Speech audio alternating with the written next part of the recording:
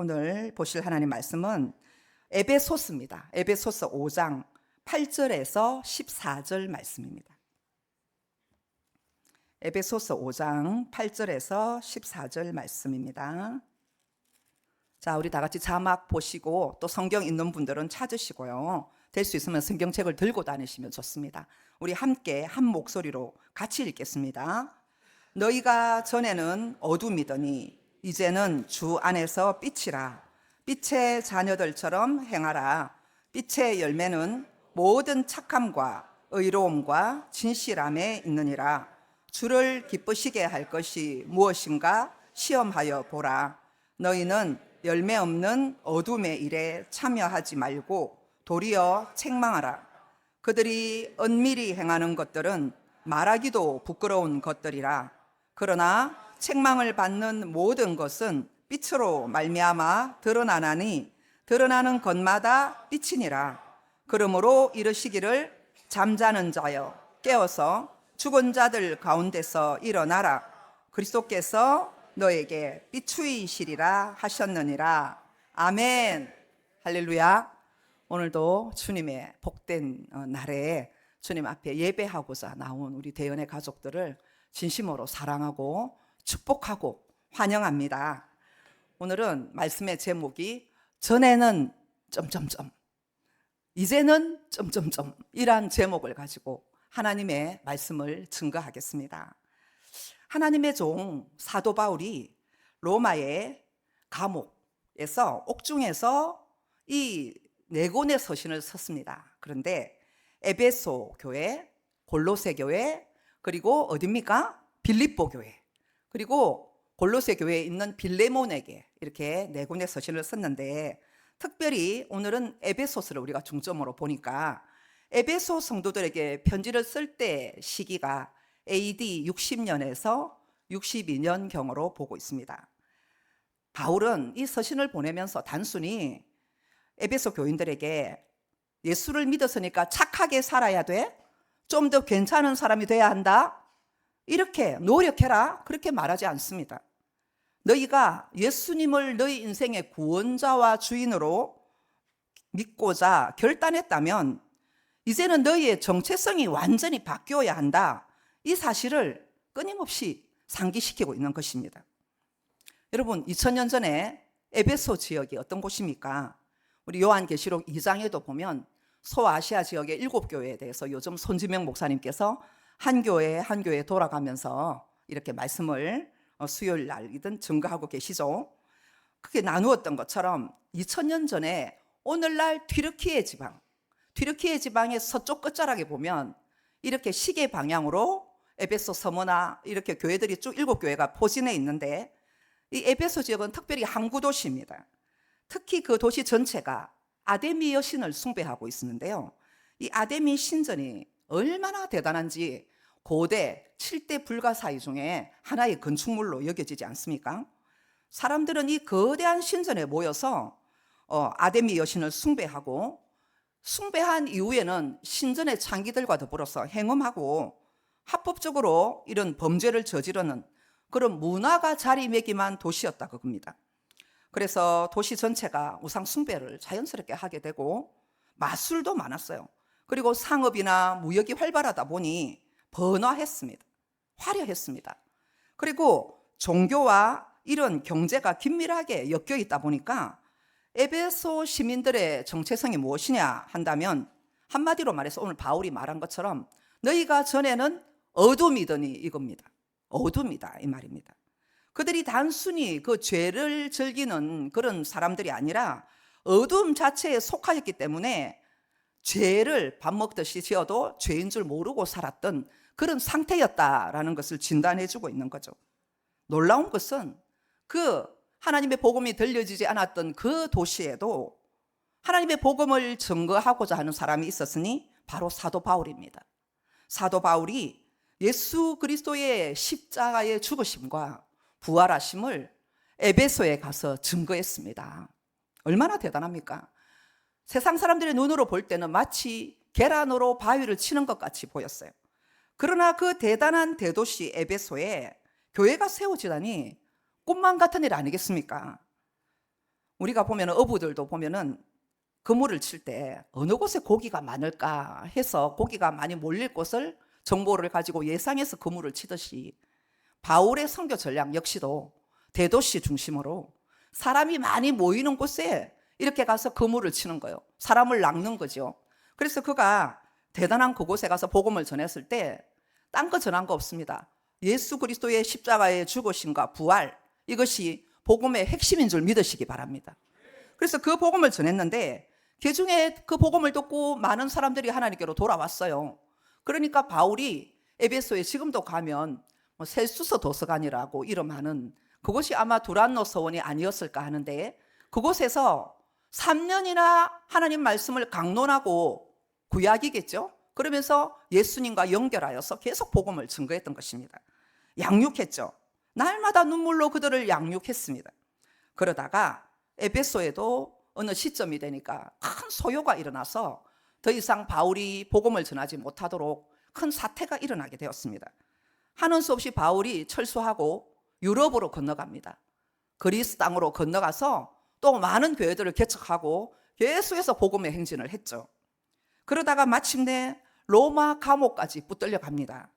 그리고는 이제 감옥 속에서 그가 추억하며 밟았던 땅들과 세워진 교회들과 성도들의 얼굴을 한 명 한 명 떠올리며 눈물 지으며 기도하는 그 노종 바울. 감옥 속에서 정말 그 지역을 떠올리면서 성도들의 얼굴을 생각할 때 그 가슴 속에 불타는 사랑으로 꼭 해주고 싶은 말, 내가 갈 수 없더라도 너희들은 반드시 이렇게 살아야 된다라는 그러한 정말 부모가 자녀에게 유언하듯이 그러한 마음으로 바울이 복음을 증거하고 있습니다. 오늘 에베소서 5장 8절 말씀에 이렇게 말씀하죠. 우리 다 같이 읽어보겠습니다. 너희가 전에는 어둠이더니 이제는 주 안에서 빛의 자녀들처럼 행하라, 이렇게 말씀했습니다. 사도 바울은 이 에베소 교회 교인들을 향하여 전에는, 이제는 이러한 완전히 비교를 통하여 그들의 상태가 어떻게 정체성이 변화됐는지 명확하게 가르쳐주고 있는 거죠. 왜냐하면 예수님을 구원자와 주인으로 믿기 이전의 에베소 교인들도 믿지 않는 자들과 똑같은 상태에 놓여 있었다는 것인데, 그들이 알든지 모르든지 간에 지독한 어둠 속에 있었다라고 주저없이 말하고 있습니다. 너희가 어둠의 지배를 받으며 여전히 너희도 그 문화 가운데 세상의 가치관으로 내 인생이 내 것인 줄 알았고, 내가 원하는 대로 내가 내 삶에 주도권이 있다고 생각하고 내가 살았던 그런 존재들이 아니었더냐, 그러면서 팩트 폭격을 하는 거죠. 사랑하는 성도 여러분, 에베소 성도만 그렇습니까? 오늘날 우리들도 이 에베소 시민들처럼, 에베소 성도들이 과거에 예수 그리스도를 영접하기 이전의 삶들처럼 예수님을 만나기 이전, 만난 이후는 마치 성형수술을 하면 이렇게 있잖아요. 광고할 때 비포와 애프터 해놓고 이런 얼굴이 이렇게 됐다 하듯이 완전히 달라져야 될 줄로 믿습니다. 그런데 이렇게 보면 그런 여전히 그러한 옛 습관을 가지고 교회에 들어와서 변화되지 않는 그런 부류들이 마치 그들이 계속해서 세상의 인본적인 것과 그런 것을 흘려놓을 때 물을 들이고 곰팡이처럼 퍼질 수가 있기 때문에 엄하게 말씀하고 있는 것입니다. 그러면서 이렇게 말하죠. 우리도 똑같은 존재라고. 성령께서는 우리에게 오늘도 조명하십니다. 마치 에베소 교인들처럼 너희들도 21세기 마지막 때를 살아가는 너희들도 똑같은 존재라는 겁니다. 전에는 우리도 그랬죠. 허물과 죄로 죽었던 존재였고, 전에는 우리도 우상을 섬기는 존재가 아니었습니까? 전에는 우리도 헛된 곳에 가서 절하고, 혹시 여러분들 가운데 점치는 사람도 있었지 않겠습니까? 미신을 섬기고 굿하는 사람도 있지 않았겠습니까? 절에 가서 빌은 사람들도 있지 않았겠습니까? 여러 가지 종교에 종사하다가 진리를 깨닫고 하나님께로 돌아온 자들도 많지 않냐, 그 말이죠. 왜냐? 그는 어둠이 배후에 장악하고 있고 공중의 권세 잡은 자, 마귀가 이끄는 대로 말과 생각과 행동이 사로잡힌 채 포로가 되어서 살았기 때문에 그렇다라고 바울은 증언하고 있습니다.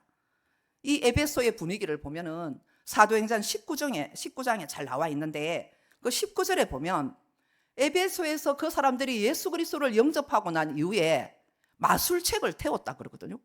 마술을 많이 했던 거예요. 그런데 내가 심취해서 마술책을 태웠는데 그 책값이 은 500이나 되었다. 은 5만인가요? 은 5만이나 되었대요. 500은 작은 것 같습니다. 은 5만이나 되었다. 어마어마한 숫자의 그 아까운 책들을, 마술책을 다 태워버렸다는 거예요. 그리고 그들이 또한 얼마나 영적인 속박에 묶여 있었던지요. 데메드리오라는 은장색이 있었는데 그는 아데미 신전 모양의 이런 찍어내가지고 그 도시에 파는 사람이었어요. 큰 부를 챙기던 사람이었는데요. 이 사람들 전체가 보면 정치와 경제와 문화, 종교가 하나로 묶여 있다 보니까 정말로 그 가운데서 복음이 들려지지 않는다면 그대로 어둠에 짓눌려 살다가 그대로 정말 이렇게 죽을 수밖에 없는 그런 상황에 놓여 있던 것이었다는 것을 알 수 있습니다. 사랑하는 여러분, 우리 대연의 성도님들, 예수님을 구원자로 믿고 난 후에 내가 그동안 그토록 소중하게 여기던 것, 가치 있게 여기던 것, 그 무엇을 주님 앞에 아낌없이 포기했나요? 정말 우리가 이렇게 눈만 뜨면 주어지는 것이 있죠. 공기, 그리고 오늘도 내가 살아있네, 생명. 그리고 우리 보니까 가족이 있어요. 자녀, 남편이 있고 아내가 있고 부모가 있고 형제가 있고, 또 교회 오면 언제든 우리 성도들이 있고 교회가 있고 자유가 있고 목사님이 있고, 정말 이렇게 우리 장로님이 계시고 우리 구역에 구역장님이 계시고 교회 오니까 선생님들이 계시고 아이들이 있고, 너무나 일상이 그렇게 똑같기 때문에 당연히 여기고 살아갈 때가 많은 거예요. 그런데 그게 결코 당연한 게 아닙니다. 아멘입니까? 하나님께서 우리 생명을 오늘 거두어 가면 그것들은 당연한 것이 당연한 게 아닌 거예요. 얼마나 감사한지 모릅니다. 오늘 달력을 보면서 벌써 상반기가 6개월이 순식간에 지났네, 이렇게 생각이 들면서 정말 6월 마지막 주까지 6개월 동안 하나님께서 우리를 정말 이렇게 침 삼킬 동안도 놓지 않으시고 여기까지 인도해 주시고 마음껏 하나님 앞에 예배해 드릴 수 있도록 걸어서 하나님 앞에 나와서 감사함으로 예배할 수 있게 되니 얼마나 감사한지 모르겠더라고요. 여러분도 그러십니까? 벌써 다음 주 되면 맥주 감사주일을 맞으면서 지난 상반기도 함께 하신 하나님의 은혜에 감사하며 우리의 마음과 또 정성을 다하여 하나님 앞에 달려 나오는 또 저와 여러분이 되기를 축복합니다. 우리의 삶이 그냥 주어진 게 아닙니다. 주께서 우리를 위하여 대속하시고 그 생명을 바쳐서 그 피로 우리가 구원을 받게 되었으니 우리가 얼마나 대단한 자인가를 늘 기억하며 감사하며 결핍된 것에 매여서 눈물 짓지 말고 받은 은혜에 기뻐하며 살아가는 저와 여러분이 되기를 축복합니다. 우시는 분들 옆 사람 한번 보세요. 눈물을 닦고 옆 사람 보시라니까. 내가 그런 자입니다. 한번 말씀해 보세요. 예? 내가 은혜 받은 자잖아요. 해보세요, 장로님. 옆 사람 보시고. 내가 이런 자라니까요. 자, 예, 우리가 바로 하나님의 복 받은 자요. 우리의 삶 가운데 정말 하나님의 은혜로 사는 자인 줄 믿습니다. 지금 우리 가운데 오늘 저와 여러분, 혹시 여러분 중에도 교회 간다고 여자분들 같은 경우에는 머리채를 휘어 잡혔다거나 또 가족 친지들의 그런 열렬한 반대로 너 교회 가기만 해? 이렇게 하는데도 불구하고 떨치고 눈물 뿌리며 핍박을 견디고 교회에 나온 분 계신가요? 귀찮아서 영상 예배로 드려야지 뭐 오늘은 뭐 영상 예배다 이렇게 생각해서 귀찮아서 안 올 뿐이고, 좀 어떤 경우에는 나올 상황이 못 되기 때문에 간절한 마음으로 영상으로 예배를 드릴 수 있으나, 우리가 오늘 왜 여러분 원건각처에서 그 멀리에서, 어떤 분은 전라도 광주에서 오시고 어떤 분은 김해에서 오시고 거제도에서 오시고 다대포에서 오시고 또 원건각처에서 왜 오십니까? 우리가 살려고 오는 것입니다. 하나님을 예배하러 위하여서 오는 것입니다. 오늘 바울이 그것을 분명하게 말씀하고 있잖아요. 우리의 정말 믿음의 선조들은요, 깊은 신학적인 지식이 없었어도 신실하게 사명을 감당했습니다. 목사님들도 장로님들도 우리 모든 직분자들도 성도들도 밤을 새워 철야하고, 내가 내일 살통에 먹을 것이 없어도 정말 성도들의 아픔을 위해서 다시 공유하고 나누고 밤늦도록 신방하고, 우리의 선조들이 그랬기 때문에, 그이도 기도했기 때문에 오늘 우리가 이 영광을 누리고 있는 겁니다. 한 사람이, 예수 믿는 사람이 믿지 않는 가정에 시집을 가고 출가를 했다고 했을 때 옛날에 우리 어머니들은요, 참고 견뎠습니다. 모진 욕을 들었고, 그리고 정말 고생을 했고, 미움을 받고, 예수님 때문에 많은 순환을 당했어도 그들은 예배만 드릴 수 있다면, 비록 이렇게 냉난방이 갖춰지지 않고 초가지붕에서 모여서 박수치면서 어줍잖아도 그곳에 모여서 하나님을 예배할 수만 있다면 눈물 흘리며 자신의 할 일을 다 해놓고 모여서 하나님 앞에 간절한 마음으로 예배했던 우리의 어머니, 할머니 세대가 있었기 때문에 오늘 저와 여러분이 이러한 영화를 누리는 줄 믿습니다. 그런데 우리는 그 조상들의 기도를 다 빼먹고 우리가 하나님 앞에 기도하지 않고 예배는 오늘 아니면 다음에 드리면 되지, 이렇게 소홀하게 예배가 우리에게 무뎌지는 순간에 우리의 영은 서서히 말라 죽어가고 있다는 것을 아셔야 합니다. 사랑하는 여러분, 우리 조국 대한민국이 아까 우리 장로님 기도하신 대로 6.25 전쟁이 딱에 발발한 지 올해로서 76주년을 맞았습니다.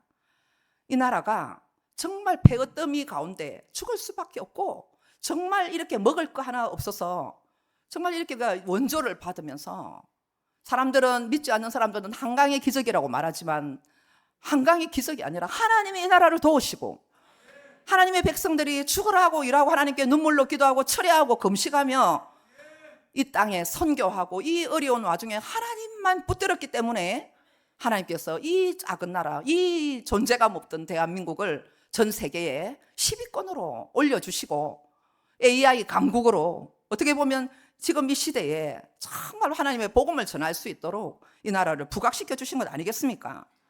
그런데 받은 은혜가 선교사들이 피를 뿌리고 순교하여 준 이 귀한 복음을 지금 현재 우리나라를 보면 너무나도 빨리 샴페인을 터뜨린 것처럼, 냄비가 끓은 것처럼 식어가는 우리의 모습을 발견할 수 있는 겁니다.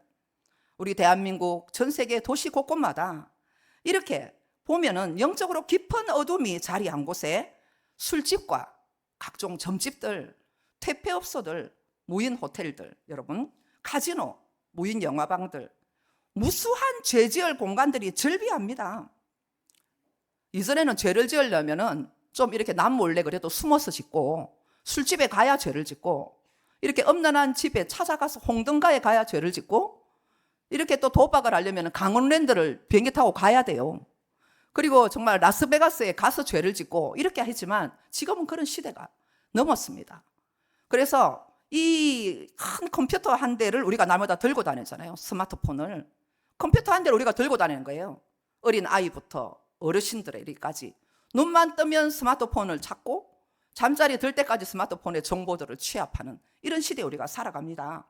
그런데 놀라운 것은 지금은 마음만 먹으면 앱을 통하여서 얼마든지 죄를 방 안에서 아무도 모르는 곳에서 나만 저지를 수 있는 그런 시대가 되었다는 겁니다. 우리의 자녀들이 아무리 우리가 단속한다고 되겠습니까? 그들이 방 안에서 혼자 숨어서 포르노를 즐기고, 그리고 연결되어서 요즘은 어린 학생들까지 마약 문화가 점조직처럼 던지기 수법 알죠? 그렇게 해서 아이들의 한 번만이라도 그걸 복용하면은 뇌에 치명적인 해악을 끼치는 펜타닐이라든지 이러한 마약이 성행하는 이런 시대에 우리 아이들이 노출되어 있습니다. 얼마나 많은 죄가 이 알고리즘을 타고 우리의 영혼을 침범하는 것, 사방에서 그냥 이렇게 폭격을 하는 것을 우리는 인지하지 못하고 나와 내 가정, 내 교회만 안전하면 되지, 그런 생각을 가지고 영적으로 나른함에 나태함에 빠지는 순간에 우리는 다음 세대를 놓치는 겁니다. 사단 마귀도 다음 세대의 중요성을 알고 있습니다. 그렇기 때문에 그들의 졸개들, 귀신들을 총동원해서 다음 세대를 무너뜨리려고 혈안이 되어서 각종 문화와 그러한 여러 가지 영혼들을 미혹하는 그런 일들로 사람들을 돈이며 마약이며 동성애며 이러한 저러한 죄를 마치 하나의 문화로 둔갑시켜서 2000년 전이나 지금이나 옷만 갈아입었을 뿐이지 우리의 영혼들을 송두리째 노략질하고 있는 겁니다.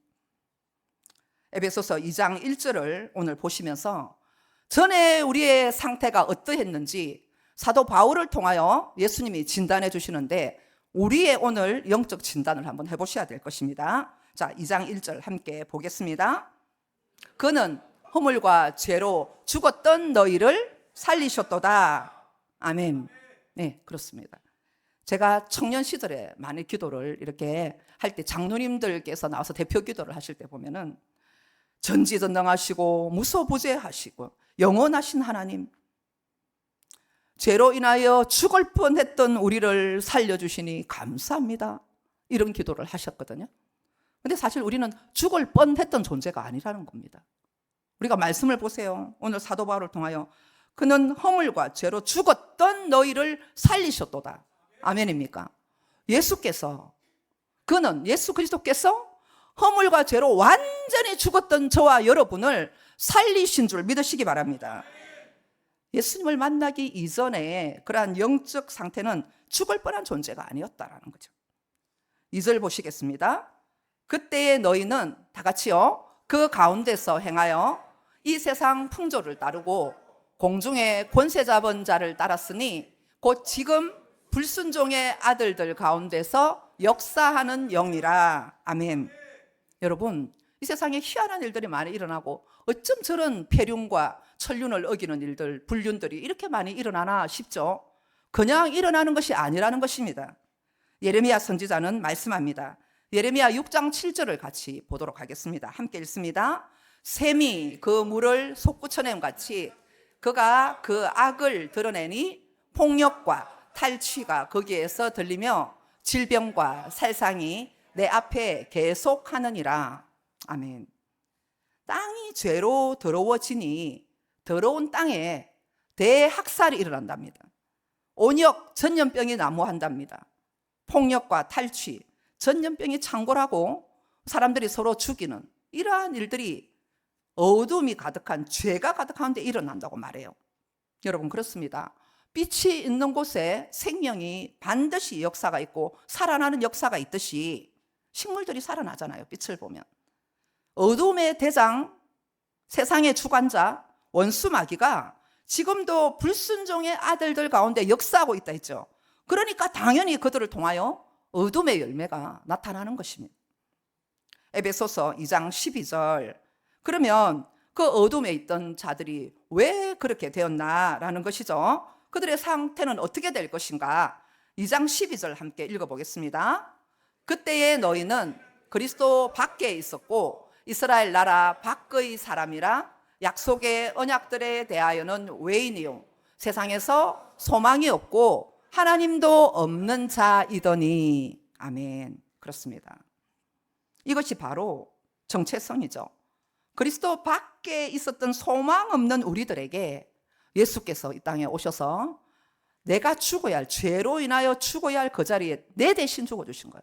그러므로 우리가 예수 그리스도와 연합되는 순간, 예수님을 믿고 나의 구원자와 주인으로 영접하는 그 순간에 우리는 어둠에서 빛으로, 사망에서 생명으로 옮겨진 자가 되는 줄 믿으시기 바랍니다. 하나님이 예수님을 보내시고 예수님이 아무리 그 귀한 생명을, 그 피 한 방울 물 한 방울 남기지 않고 돌아가셨다 할지라도 예수님의 죽으심과 십자가의 부활을 거부하는 자에게는 1도 어떤 혜택이 주어지는 것이 없다는 말씀입니다. 에베소 교인뿐 아닙니다. 우리들도 전에는 어둠이었고 그랬지만 이제는 우리가 빛이 되었습니다. 아멘입니까?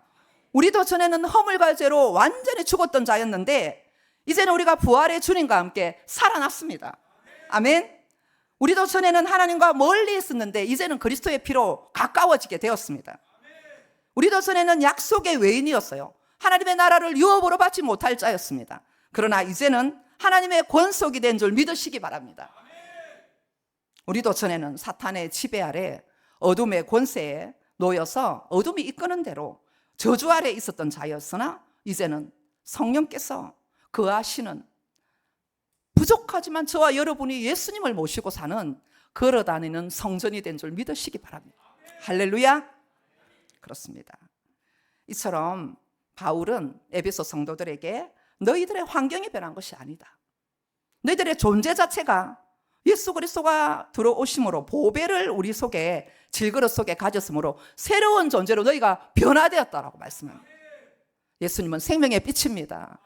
누구든지 예수님의 빛 대신 예수님이 들어올 때 어둠이 물러가는 역사가 나타날 줄 믿으시기 바랍니다.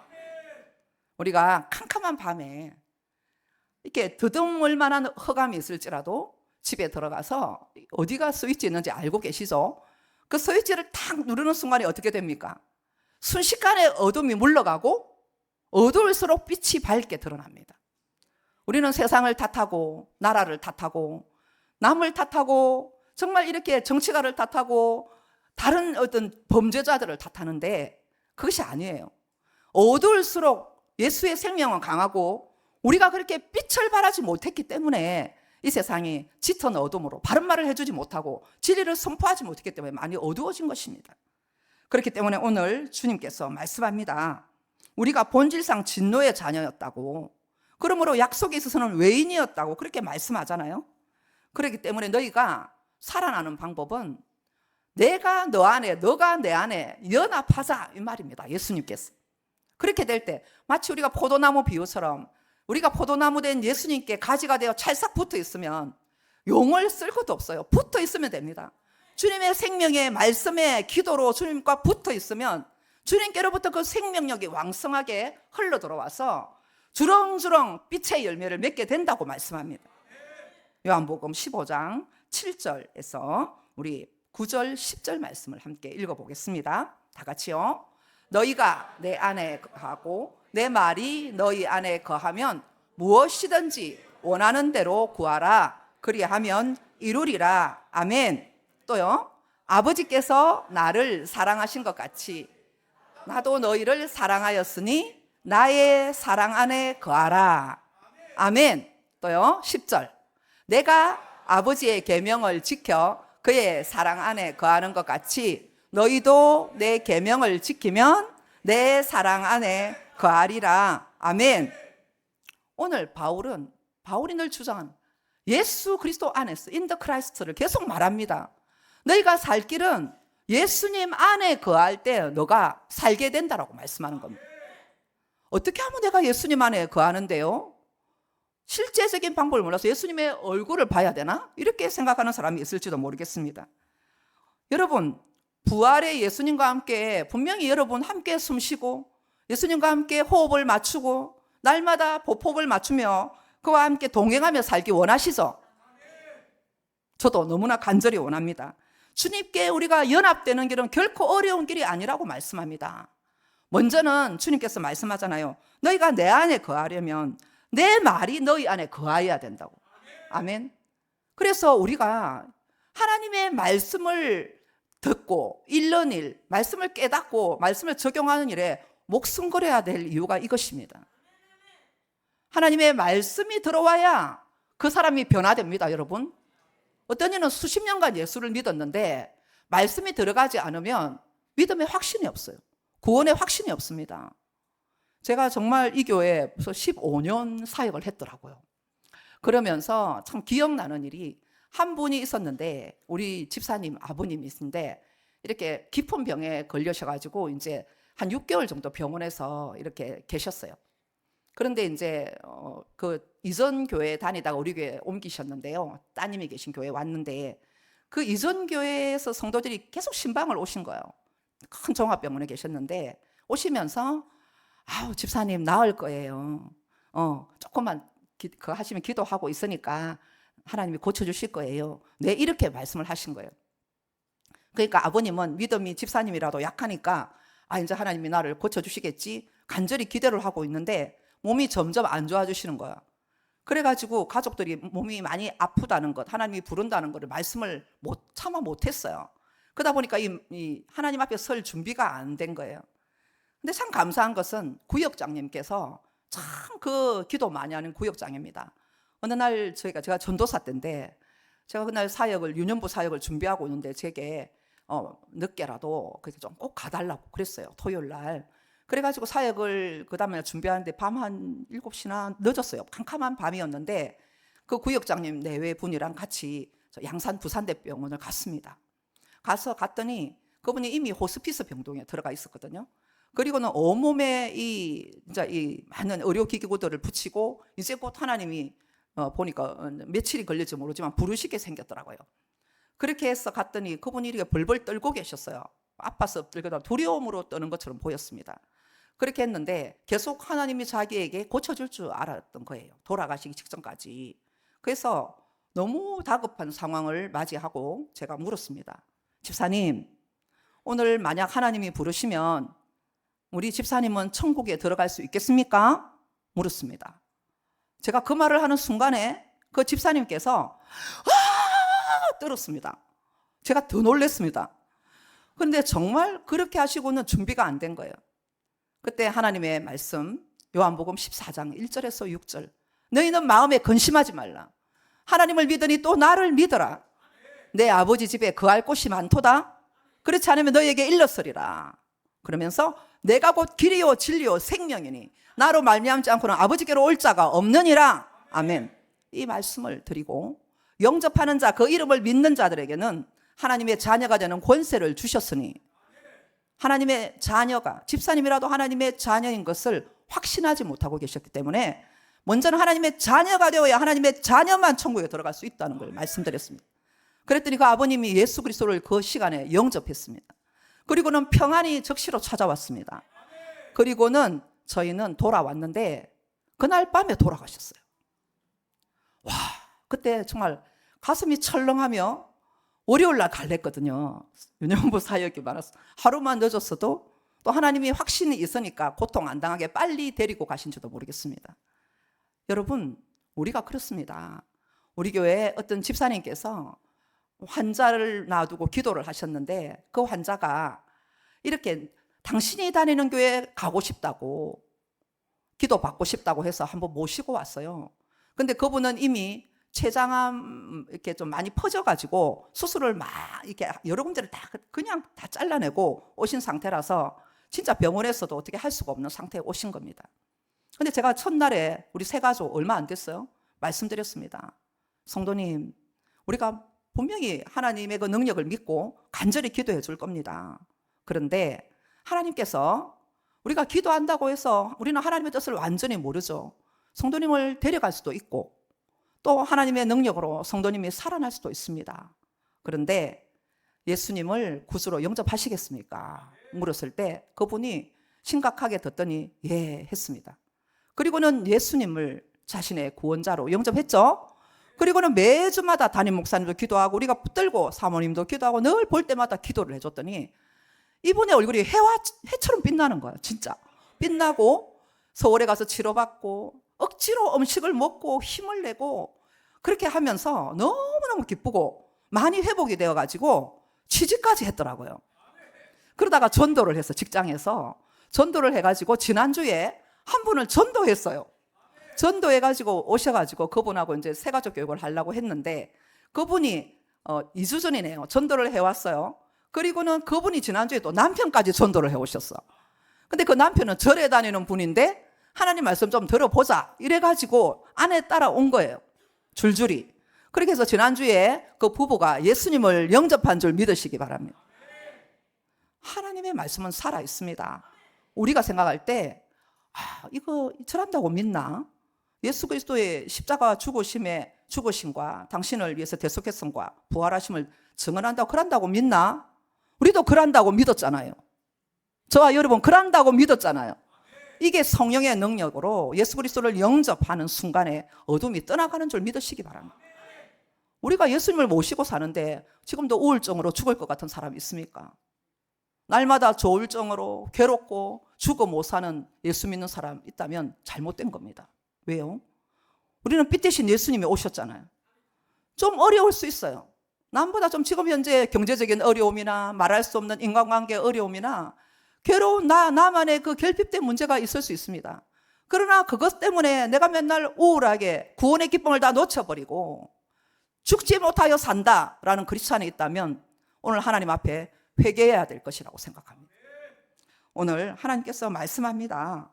너희가 내 안에 거하면, 내 말씀이 너희 안에 거하면 네가 변화되고 풍성한 나를 닮은 열매, 나의 DNA가 흘러가기 때문에 나 닮은 열매가 너희들에 맺혀질 거야. 이렇게 말씀하죠. 어떤 열매입니까, 여러분? 오늘 말씀해 보니까 9절 말씀에 우리 한번 보겠습니다. 빛의 열매는 다 같이요. 빛의 열매는 모든 착함과 의로움과 진실함에 있느니라. 아멘. 빛도 열매가 있고 어둠의 일도 열매가 있다 그랬죠. 어둠의 일은 생명을 죽이는 일, 도둑질하고 죽이고 멸망시키는 일을 기획하고 합니다. 그러나 빛의 열매는 모든 착함과 주님과의 관계 가운데 칭의 받는 거죠. 의롭다 인정함을 받으며, 그리고 정말 우리가 이와 같이 진실함, 그리스도의 성품이고 하나님의 성품이죠. 우리가 원래 진실한 자가 아니었다니까요. 우리가 원래 의로운 자가 아니었다니까요. 그러나 예수 그리스도에게 우리가 접붙임이 되는 순간에 그분의 생명이 우리에게 흘러들어오니까 주님이 생각하는 게 나도 좋고 주님이 싫어하는 게 나도 싫어지는 거 아니겠습니까? 이것이 바로 빛의 자녀고 빛의 열매인 줄로 믿습니다. 참 감사한 것은요, 바울 자신이 자신의 모습을 바라볼 때 내가 내 자신을 볼 때도 전에는 내가 그런 자야, 너희는 내한테 비하면 아무것도 아니다. 내가 이전에 유대교에 열심히 있어가지고 예수 그리스도 그 이단 괴수 예수의 일당들 도당들을 정말 이렇게 척결하는 일에 내가 누구보다 열심히 있었다라고 자부했잖아요. 그래서 예수 믿는 자들을 잡아 죽이고 옥에 가두고 하는 일에 그 누구보다도 앞장섰던 자입니다. 그가 정말로 스데반의 죽음도 당연히 여겼던 자였는데 예수의 남은 잔재들을 척결하려고 다메섹까지 도망갔던 그 예수쟁이들 잡으러 가다가 빛 가운데 예수님을 만나게 됩니다. 사울아 사울아 부릅니다. 예수님이, 부활의 주님이 나타나셨죠. 주여 니시니까? 나는 내가 핍박하는 예수다. 부활의 예수를 그가 만나고는 충격을 받습니다. 나는 하나님을 위해서 잘하는 일인 줄 알았는데 예수를 핍박하는 일이 하나님을 대적하는 일이라는 것을 알게 된 거죠. 그러면서 바울이 꼬꾸라집니다. 그러므로 그가 구원받기 전, 예수 믿기 전, 믿은 이후 180도 변화된 삶을 살지 않습니까? 갑자기 변화되어서 예수를 증거하니까 사람들이 믿지 않았습니다. 그러나 그가 여러분 1차, 2차, 3차 선교 여행을 다니면서 얼마나 많은 고생을 하고 죽을 고생을 하고도 기뻐하며 감옥에서 찬양할 수 있었던 이유가 무엇입니까? 죽어도 다시 살겠고 무릇 살아서 나를 믿는 자는 영원히 죽지 아니하리라. 이 부활의 주님이 임마누엘 하셨기 때문입니다. 여러분, 우리가 이 세상을 이길 힘이 어디에서 나옵니까? 열심히 정말 이렇게 노후대책을 준비 잘하고 자녀들이 우리의 보험처럼 든든합니까? 이 세상 기댈 것 아무것도 없습니다. 우리가 오래 살고 무병장수하고 이렇게 3대 먹을 것을 남기고 죽었다 할지라도 우리는 언젠가 하나님께서 부르면 갈 자들입니다. 우리에게 주신 것을 누구를 위해 서시겠습니까? 무엇을 위해 서시겠습니까? 오직 영원한 나라, 하나님의 나라를 위하여 심고 헌신하고 내 가장 귀한 것을 쏟아붓는 것이 가장 잘하는 인생인 줄 믿으시기 바랍니다. 시간이 너무나 아쉽네요. 정말 하나 간증만 하고 같이 기도하도록 하겠습니다. 제가 너무 감사한 게 여기에도 우리 세 가족 가정이 계시지만 5월 달에 한 가정이 저희 이제 그 따님께서 우리 교회 열심히 다니면서 부모님이 한 2회 전에 우리 교회 나오셨기 때문에 이렇게 약간 치매가 좀 살짝 오셨어요. 그래서 한 번 더 구원의 확신을 심어주면 좋겠다 해서 방문한 적이 있습니다. 그렇게 해서 그 가정에 가서 예배를 드리려고 하는데 감사하게도 우리 집사님 남편, 그리고 정말 언니, 서울에서 언니도 오시고 또 다른 타 종교에 다니는 그 언니도 오고 이렇게 부부가 다 와가지고 부모님하고 같이 저희들 예배를 드리게 되었어요. 복음을 다시 한번 전하면서 어머니에게 하나님의 아들이며 딸임을 다시 한번 확신시키고 예배를 드리는데요. 그 자리에 언니들도 다 참석하고 우리 집사님 남편도 참석했어요. 오늘 이 자리에 계신데요. 그렇게 해서 함께 예배를 드리면서 이제 바로 교회로 이제 어버이 주간을 맞았던 것 같아요. 교회로 나오게 되는데 그 어머니가 따님이 그랬어요. 엄마, 우리 내일 주일인데 교회 가야지. 그렇게 하니까 박스방이 가면 나도 가고 박스방이 안 가면 나도 안 가네 이러시는 거예요. 그러니까 어머니의 드라이브로 오신 분이 박스방인 줄 믿습니다. 우리 박스방 저 계신데요. 얼마나 감사한지. 근데 감사한 거는 주님께서 인도하셨잖아요. 그 자리에 교회를 다니지 않던 언니도 다른 교회에 등록을 했대요. 등록을 하고 우리 박스방 되시는 우리 성도님께서 나오셔서 새가족 교육받고 수료한 줄 믿습니다. 새벽 기도도 오시더라고, 날마다. 그래서 같이 늘 같은 직장에서 전도한 구역장 집사님은 새벽기도 안 나올 수가 없겠더만요. 새 가족이 저렇게 열심히 나오는데 한 가족은 안 나오면 안 되지. 그러니까 보면 또 나와서 열심히 은혜 받고 기도하는 모습이 얼마나 감격스러운지 모르겠습니다. 뿐만 아닙니다. 우리 김민균 안수 집사님, 요 성가대 계신데, 우리 이은아 권사님, 그 어머니의 영혼 구원을 위해서 평생 30년을 기도했대요. 여러분, 가족의 구원에서 30년 눈물로 기도한 분 손 좀 들어보세요. 그래서 우리 집사님이 오면 새벽에 날마다 두 분이 눈물로 애통하고 하는 걸 제가 알고 있습니다. 그런데 어머니가 1월달 저 몸이 안 좋았어요. 목사님, 우리 어머니 꼭 한번 복음을 전해주세요. 그래서 듣자마자 갔습니다. 삼천포입니다. 갔습니다. 그런데 뭐 어디든지 갑니다. 그런데 정말 깜짝 놀랄 일은 정말로 이분들이 기도했다는 걸 여러분 기억하시기 바랍니다. 10년쯤 전에도 제가 그 어머니 신방을 요청해 갔었어요. 그때도 어머니가 병으로 인해서 아주 심했어요. 그래가지고 간이 안 좋아서 그때 간 수술하고 피주머니 차고 막 몇 가지 이렇게 해서 병원에 계셨는데 기도해드리러 오래 해서 갔더니 기도를 절대 안 받으셨어요. 쎄습니다. 그래가지고 쫓겨나가지고 제가 기도도 못하고 갔다가 울면서 그냥 온 적이 있어요. 그러다가 한 10년이 지나고 몸도 많이 기력이 약해지고 하는 것도 있지만, 그런다고 해서 자기가 섬기던 종교가 있는데 그걸 바꾼다는 건 여러분 결코 쉬운 일이 아닌 줄 압니다. 근데 그 어머니는 그 마을, 이 삼천포 그 마을에 많은 사람들이 남녀 호랑캐교라고 아시나 모르겠네요. 그걸 다 이렇게 오랫동안 믿다 보니 아들이 그렇게 권해도 안 믿었던 겁니다. 그러다가 그 어머니가 이제 많이 몸이 안 좋아서 저희가 간 거죠. 갔더니 다른 이야기는 이렇게 아들 왔나 누웠어 이렇게 하시고 잘 못 돌아 누워요. 옆으로도 정말 힘드시고 움직이는 것도 엄청 힘드셔요. 그래가지고 복음을 딱 전하니까 얼굴을 딱 외면해 버리시는 거예요. 못 전하게 딱 찡그리셨어요. 그렇게 해서 계속 복음을 전하던 중에 아드님 며느님이 울었습니다. 붙들고 울었어요. 어머니 이렇게 살아서도 고생하셨는데 돌아가셔가지고 지옥 가면 안 되잖아요. 내가 얼마나 어머니를 위해서 눈물로 기도하고 우리 아들이 얼마나 기도하는데 하고 며느님이 막 붙들고 울었어요. 같이 울었습니다. 그렇게 할 때 어머니가 한참 생각하시더라고. 어머님, 우리가 돌아가셔서 천국 가야지. 천국 가서 만나셔야지. 그렇게 하고서는 했더니 가만히 계시더라고요. 제가 복음을 전했습니다. 어머니, 오늘 예수님을 영접하는 순간 당신은 하나님의 딸이 됩니다. 하나님의 딸만 천국에 갈 수 있습니다. 영접하십시오. 그렇게 해서 어머니가 그 자리에서 예수를 영접한 줄 믿으시기 바랍니다.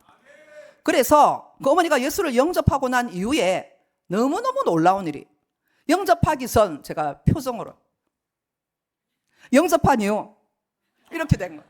진짜 사진 찍어놨습니다. 진짜. 그렇게 해서 어머니가 식사하러 가실래요 하니까 짱어 드시고 싶다는 거야. 갑자기 다 돌아가실 만큼 그때 안 좋았어요. 그래갖고 천천히 대문까지 나오는데 한 10분 걸렸어. 그렇게 해가지고 차에 모시고 짱어를 먹고 제가 얻어먹었어요. 그렇게 짱어를 먹고 돌아왔는데, 그리고는 계속 또 몸이 안 좋으니까 누워서 한 4, 5개월 됐죠. 감사하게도 아드님, 며느님이 너무 감격하고 회개 기도문을 2장 코팅해서 갖다 줘서 빽빽하게 앞뒤로, 지금까지 하나님을 알지 못하고 우상 숭배한 거 용서해 주옵소서. 몰라서 그랬습니다. 이런 모든 회개문을 쫙 해서 줬더니 어머니가 날마다 회개했습니다. 날마다 읽고 회개하고 하나님의 말씀을 성구를 코팅해주면 성구를 날마다 읽고 하던 중에 2주 전입니다. 2주 전. 그때에 우리 집사님이 또 어머니를 뵈러 갔는데 어머니가 놀라운 고백을 했어요. 야야, 내가 예수님 만났다. 아멘? 어떻게 만났는고? 궁금하죠? 궁금하면 500원. 자, 누워서 있는데 천장에 예수님 얼굴이 딱 나타났대요. 어머니가 돌아눕지도 못하잖아. 내가 잘못 봤나? 정신을 좀 챙겨야 되겠다. 그래가지고 정신을 차려보니까 예수님이 또렷이 자기는 누워있고 천장에서 자기를 바라보고 있는 모습을 보고 깜짝 놀랐다. 아, 예수님이 계시네. 그래서 우리 집사님이 물었죠. 어머니는 참 하나님이 사랑하는 것 같다. 어떻게 예수님을 다 만납니까? 나는 예수님 얼굴을 직접 한 번도 본 적이 없는데. 그랬더니 다 만나는가 아이가? 아니거든요. 우리는 믿음으로 예수님을 만나거든요. 이렇게 해도 어머니는 잘 이해를 못 하시지. 만나주시니까. 여러분, 예수님은 살아계신 줄 믿습니다. 우리 마음에 예수님이 살아계신데 내가 자꾸 내 그림자를 바라보니까 두려움과 낙심과 결핍과 그 어둠 때문에 내 마음에 죽을 것 같고 전쟁터로 천국과 지옥을 오르내리면서 살아간다면 오늘 이 시간 빛 대신 예수님이 저와 여러분의 심령을 통과해 지나게 가시기를 예수님의 이름으로 축복합니다. 전에는 우리가 똑같이 우상 숭배하던 자였으나 이제는 아닙니다. 이제는 예수 안에 변화된 하나님의 자녀의 정체성을 가지고 살아가는 저와 여러분이 되시기를 축복합니다.